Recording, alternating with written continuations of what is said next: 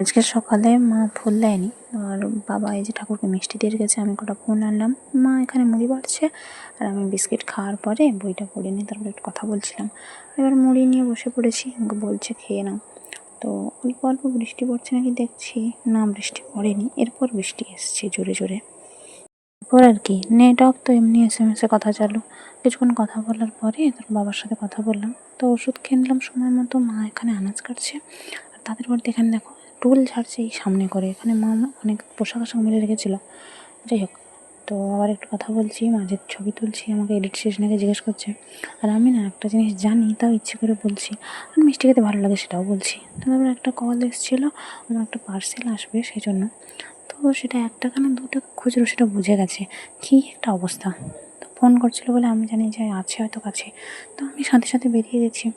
গিয়ে কতক্ষণ ঘাটের কাছে ঘুরলাম, ছবি ভিডিও করলাম, এদিকে মানুষের পাত্তা নেই। আমি বলি কোথায় আছি, মনে হয় দেরি হবে। তো ভাবলাম যাই হোক, একটু ছবি ভিডিও সব কিছু করে নিই, তারপর বাড়িতে ফিরে যাব। পরে যখন কল করবে তখন আসবো। মেঘলা হয়ে আছে এদিকে ভালোই।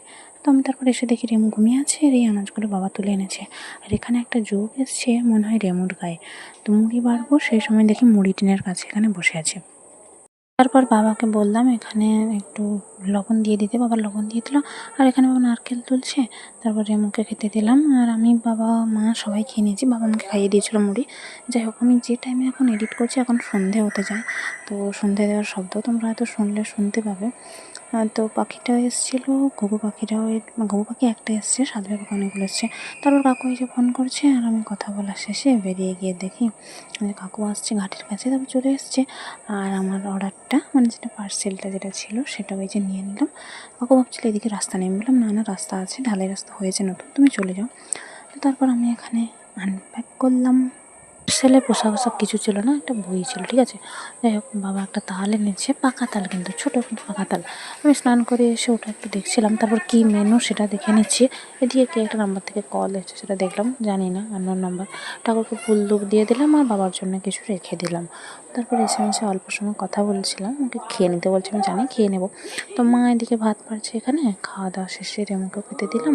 আর খাওয়া তো আমার হয়ে গেছে, তারপর এসে একটু সময় কথা বলছিলাম, আর আমি একটু নাটক করছিলাম আর কি। যাই হোক, তারপর আর কি যে জল খেয়ে নিলাম, বাবা জল এনে দিয়েছিল।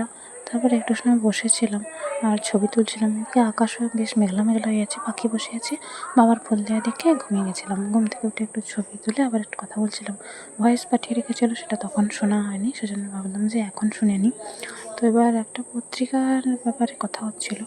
যাই হোক, তো চার্জ নেই বলছে, চার্জ দিতে যাবে। মনে হচ্ছে ঠিক আছে, ট্রান্সফর্মার পুড়ে গেছে সেজন্য কারেন্ট তো আসবে না। মা এসে বিনুনি করে দিয়েছে আর মুড়ি কটা তুলে এনে রাখলো। গরম লাগছে বলে আমি সেখানে চুলো করে তুলে রেখেছি। ওদিকে বাবা কয়েকটা মাছ ধরে এনেছে, আর আমি এখানে আতা গাছের কাছে ঘুরঘুর করছি, কটা আতা হয়েছে দেখছি।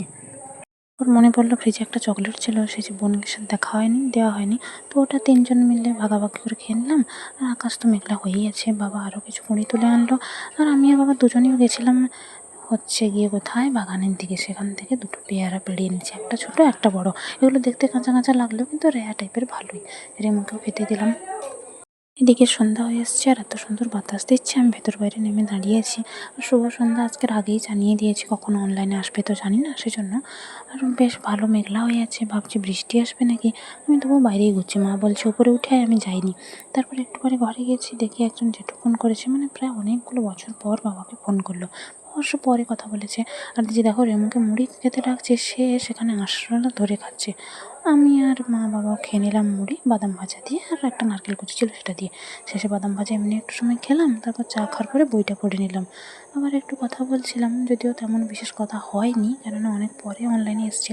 শুভ সন্ধ্যা আমাকে জানিয়েছিল, কিন্তু আমি সেটা দেখিনি। যাই হোক, তারপর আবার একটু কথাবার্তা বললাম। বেশি সময় হয়নি, কিন্তু খুবই কম সময় হয়েছে। আমাকে এমনি SMS করে জানিয়ে দিয়েছিলো ওষুধ খাওয়ার কথা। তো যাই হোক, ওষুধ যখন টাইমলি আমি খেয়েছি, খাওয়ার পর SMS করে জানিয়েও দিয়েছি। এই যে SMS করে ওষুধ খাওয়ার যে বলার ব্যাপারটা, জানো তো, পুরনো একটা স্মৃতি মনে আসছে। যাই হোক, আমার খাওয়া গেছে নাকি জিজ্ঞেস করছে, আমি বলছিলাম না, খাওয়া হয়নি। তো কেমন আছে সবাই, আমি কেমন সেটাই জিজ্ঞেস করছে। আমি সেজন্য বলছি দুপুরে তো বলেছি, আবার এখন কি বলবো, কী রান্না হয়েছে জিজ্ঞেস করছে, আমি সেটা জানি না। তো ওটা নিয়ে একটু হাসি মজা হচ্ছিলো। ট্রান্সফরমার ঠিক হয়ে গেছে আর রান্নাও কমপ্লিট। আমি একটা হাসির পোস্ট দেখছিলাম, তো সেটাই পাঠিয়েছি। সেটা শুনে যে উত্তরটা দিয়েছে সেটাতে আমার নিজেরই এবার হাসি পাচ্ছে। যাই হোক, ছবি পাঠাতে বলছিল, আমি পাঠাইনি। তো একটা জায়গায় যাওয়ার ব্যাপারে বলছে, আমি জিজ্ঞেস করছিলাম যাবে নাকি? না বলছিল, তারপর বলছে যে হ্যাঁ গেলেও যেতে পারি। দেখো, আবার আমাকে জিজ্ঞেস করছে কোন পত্রিকার সম্পাদক। আরে ভাই, নাম্বার তো দিয়েছি, কানা নাকি সেটাই আবার বলছি। যাই হোক, খাওয়া হয়নি, তোমাকে খেয়ে নিতে বলছে। আমি বললাম হ্যাঁ খেয়ে নেবো। তারপরে দুটো ছবি তুলেছিলাম। ছবি তোলার পর রেমুকে খেতে ডাকছি। একে দেখো আবার সন্ধ্যার মতো খেতে ডাকতে হচ্ছে। মুড়ি নিয়ে আমি ঘুরছি, আর এদিকে সন্ধ্যে থেকে আজকের ভালোই বৃষ্টি হচ্ছে। এখন যদিও খানিকটা কমিয়েছে, আগে আরও বেশি বৃষ্টি হচ্ছিলো। তো ঘরেই সেজন্য খাওয়া দাওয়ার ব্যাপার। আর আজকে এরা আলু ডিম মালা হয়েছে, এটা আমার এত ভালো লাগে কী বলবো। মা বলছিল যে শুধু আমাকে ডিম সিদ্ধ করে দেবে। আমি বললাম না, একসাথেই করো। খাওয়া দাওয়া শেষে দেখি রেমো এখানে বসে আছে জুতোর কাছে, ওর বোধহয় এটাই বেশি পছন্দের। তারপর গুড নাইট বলে দিলাম, আর তখন মনে পড়লো যে ছবি পাঠাতে বলেছিল, তো পাঠালাম। এদিকে বলে মুখ ফুলে গেছে কেন?